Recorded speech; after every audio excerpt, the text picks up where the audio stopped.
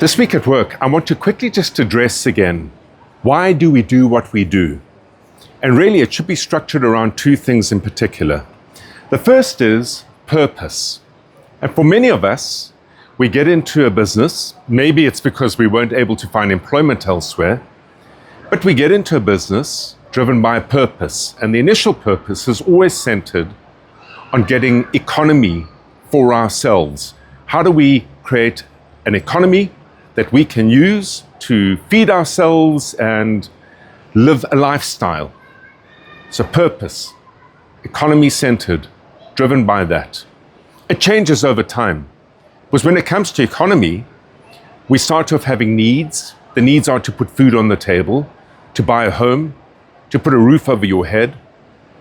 Eventually they turn into wants, once your needs are met. It might be to buy a new car, something that you probably might do once or twice in your life. Or it might be to buy a second holiday home. Whatever the case may be, those are wants.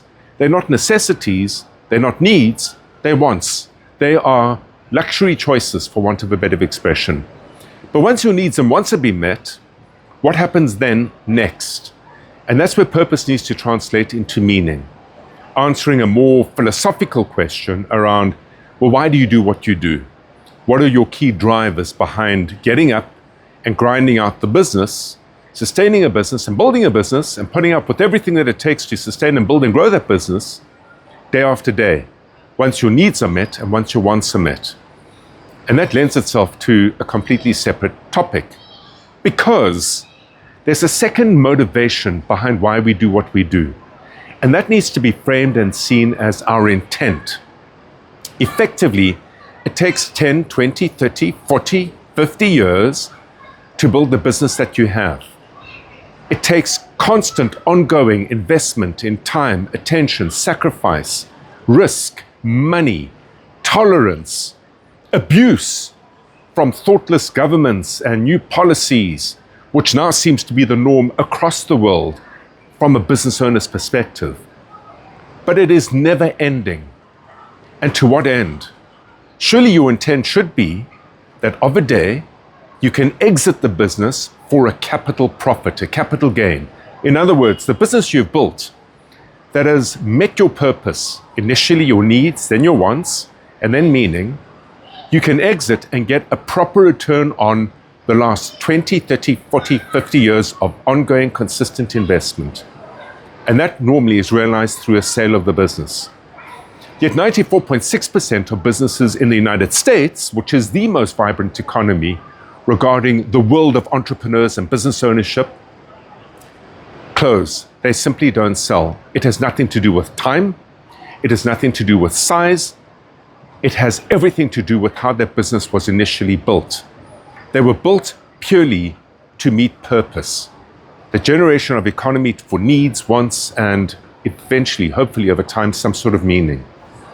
And the way that a business is constructed to do that solely is different to the way that a business should be solely constructed to be turned into a transferable, saleable asset to help you realize that capital gain, or let's call it the liquidity moment as a return on investment for 20, 30, 40, 50 years of investment. Think of it from the perspective of an asset of value.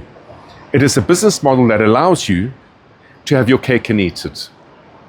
If it's the business model that you deploy into your environment or business, it lets you have a business that grows economy, in other words, helps you meet your purpose, but equally assures you of the final intent. And hopefully that final intent is going to be to build an asset of value. This notion, just on intent, where your retirement lies in your home, which might have increased significantly in value, is in many ways a nonsense. Ultimately, when you retire, you have to live somewhere, disposing of the home, acquiring a new residence in a different location, far from where you have created your community, your entertainment, your network, your relationships, really needs some thought.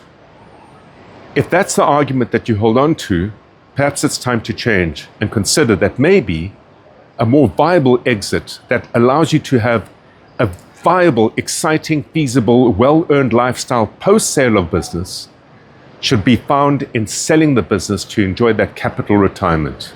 Food for thought But until next week at work, have an entrepreneurial day.